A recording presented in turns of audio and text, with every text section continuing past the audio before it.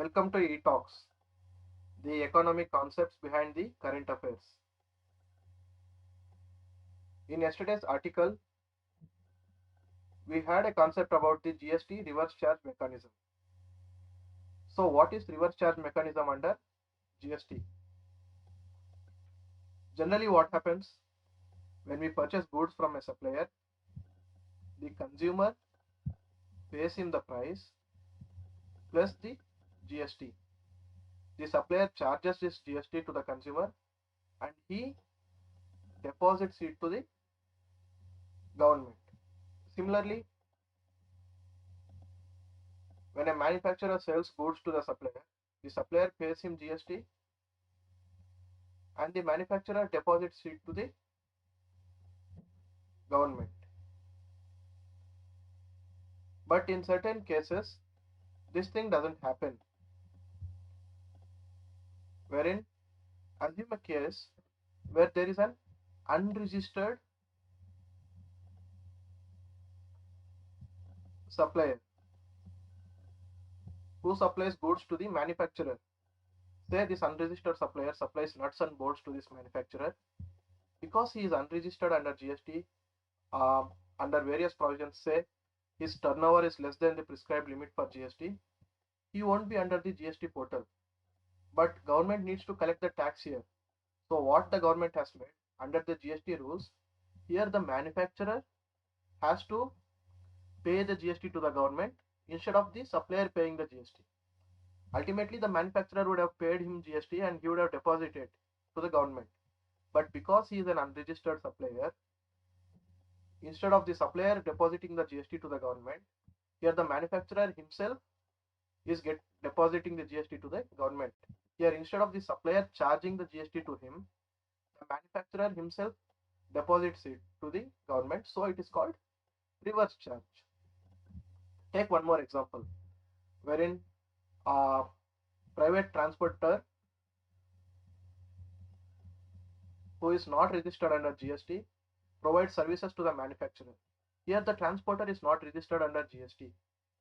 So the government has to collect GST from him. So what would the government do? Under the GST rules, the government has said manufacturer has to pay the GST to the government.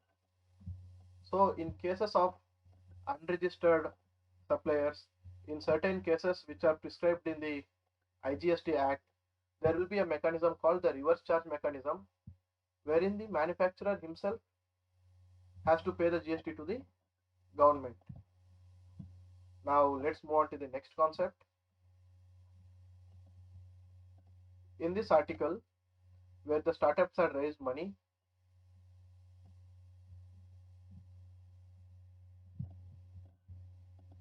there is a concept of angel investor. So, who is an angel investor? When I start a business, say I am an entrepreneur, I have an idea, I have seed funding, I start a business, but all my money is exhausted. Now I need to scale up my business. My bank's loans are not enough. I need to grow my business. So what would I do? I go to some investor. Say I go to Mr. Ratan Tata. I convince Mr. Ratan Tata to invest money into the business. In the initial stages of my business, Mr. Ratan Tata likes my idea, so he'll invest money into the business for some share. So here, like an angel, Ratan Tata is coming and helping me invest into my business. So he'll be called angel investors. After some time, say I need more funds so that I can scale up my business even into different cities. So what would I do? I would know that the funds of one individual won't be enough. So I would go to a category of investors who would have more money. Here it would be called the venture capitalists. Venture capitalists are also people who invest into a startup, but generally they come after the angel investors exit. And here generally it is a group of investors. It is an institutionalized investment body. For example, it would be some investment group. And after the venture capitalists reap their investments, they get their returns, their share of equity. After say 5 to 10 years, I grow my business into even bigger heights. Finally, I decide to go to the public listing. That is called as IPO. IPO means initial public offering. When a private unlisted company offers its shares on the stock market to the public for the first time, it is called IPO.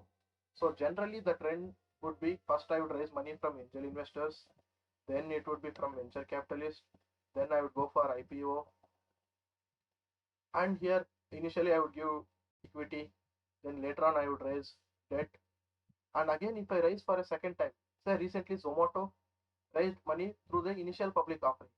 After 5 years, again if Zomato wants to raise money from the public by issuing equity or debt, that would be called as FPO, follow on public offer. This is about angel investors and venture capitalists. Next, move on to the other topic. The PM Gati Shakti topic was on news in today's paper. So what is this PM Gati Shakti? We need to before going into the concept, we need to understand the problem with investment in India. Until now, different departments used to work in silos. They used to work differently. Take an example. One day, BSNL comes and lays down the lines for telecom. The next day, the electricity board comes and digs up the road, and the lines get distorted. So BSNL again puts it. The next day, the transport department comes, they lay the road, they dig up. Again, BSNL has to put. So because of lack of coordination between the departments, we used to keep doing the same thing again and again. We used to incur lack of cost, which used to be wasted because of doing the repetitive things because of lack of coordination. So in order to bring coordination among different ministries when it comes to the infrastructure, the PM Gati Shakti was launched. So this is a digital platform which brings around 16 ministries from the roadways to the railways under an digital board wherein it would have the master plan, national master plan for the entire country on this portal. So everyone would know where are the investments are going to come, where are the infrastructure is going to come while planning. This master plan will help people for connectivity, ease of connectivity of goods and services and people. Thus, it would reduce the cost. It would reduce the logistical cost. It would reduce the cost that is going waste because of repetitive things. So it helps different ministries coordinate. Let us look into the features of this. And this PM Gati Shakti portal, it has all the infrastructure schemes of various ministries from the state government schemes to Bharatmala, the Sagarmala, Udan, and also where are the economic zones located, the clusters, the different defense corridors, electronic parks, everything would be mapped onto that digital portal under the map. So when we open that portal, we would know where all the infrastructure hubs are located. While planning, it would be easy for any department to easily look into that and plan. Even when a private person is going for investment, a private company is going for investment, they know where they can invest, they know where are the lacking areas so that the transportation and connectivity can be upgraded there.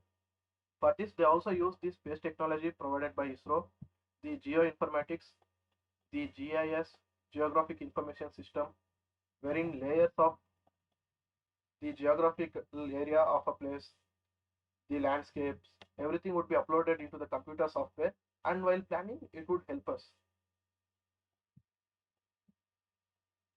Further moving on, and this PM Gati Shakti is based on 6 pillars. What are those 6 pillars? It is comprehensive because it includes all the plans of existing ministries into one single portal. So with opening one centralized portal, we would know what the different 16 ministries are going to do in terms of infrastructure. And it helps in prioritization. Say today the transport ministry is going to dig up the road. The telephone ministry just don't go before the day and they lay the telephone lines there. They would wait for the transportation. They coordinate with each other at a time. They would lay the telephone lines, then they would lay the road, so that they don't need to waste money again and again. It leads to optimization. Suppose that the transport ministry has to plan which is the shortest route in terms of time and cost. While looking at this portal, we know which are all the main hubs that needs to be connected in terms of economy. So this helps in optimizing of time and cost, and various ministry can synchronize and coordinate with each other. And this is also analytical because it is based on scientific methods used from ISRO, the Geographic Information System, and it is dynamic. Every upgrade by every ministry will be updated onto the portal. So it is a real-time portal. That's why it is also dynamic. This is about PM Gati Shakti.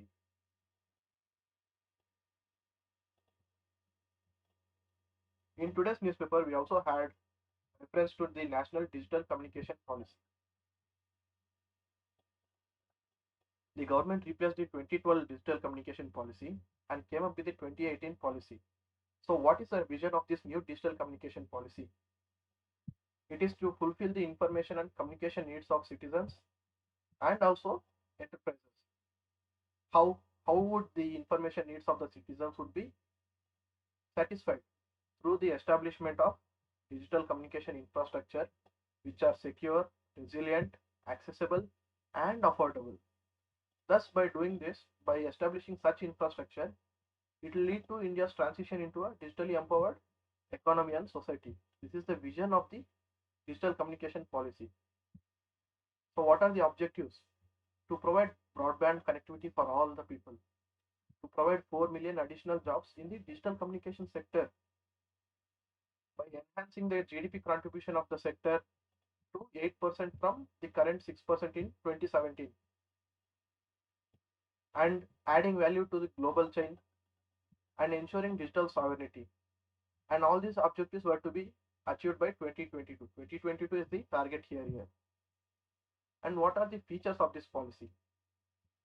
The policy aims to provide universal broadband connectivity to every citizen, and it also wants to connect all the gram panchayats by 2020,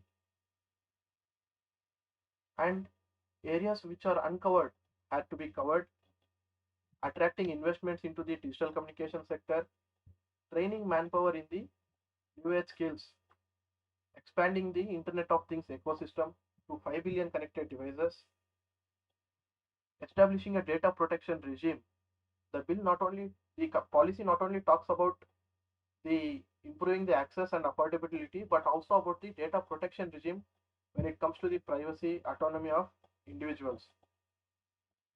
Thus, it also wants to enable India to participate in the global digital economy, enforce accountability through institutional mechanisms to assure the safety and secure digital communication of the citizens. That's with the National Digital Communication Policy of 2018. Thank you so much.